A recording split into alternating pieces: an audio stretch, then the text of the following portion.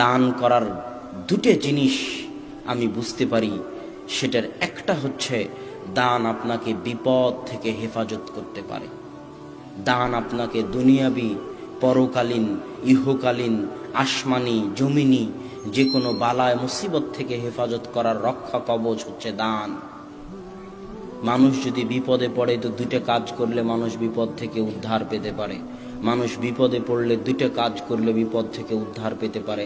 এক, বিপদে পড়া মাত্র অত ডিসি, ওসি, মিনিস্টার, ডাক্তার, আপনার ছেলে অ্যাক্সিডেন্ট করেছে, আপনি মোবাইল ফেলে দিয়ে দৌড়াচ্ছেন ডাক্তারের কাছে, অত তাড়াহুড়ার প্রয়োজন নাই। ডাক্তার আপনার কিছু করতে পারবে না, ডিসি, ওসি আপনার কিছু করতে পারবে না। বিপদে পড়া মাত্র আগে কাকে জানাতে হবে যে আমি বিপদে পড়েছি? আল্লাহকে জানাতে হবে। তারপরে আল্লাহ যখন সারা দুনিয়া ঠিক করে দিবেন তখন সারা দুনিয়া এমনি ঠিক হয়ে যাবে। ইন্নাল্লাহা আলা কুল্লি শাইইন কাদির, আল্লাহ হচ্ছেন সকল কিছুর উপর ক্ষমতাবান।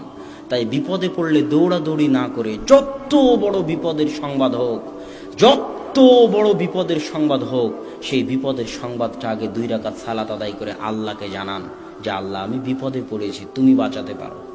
তারপরে মানুষের কাছে যান, তার আগে নয়।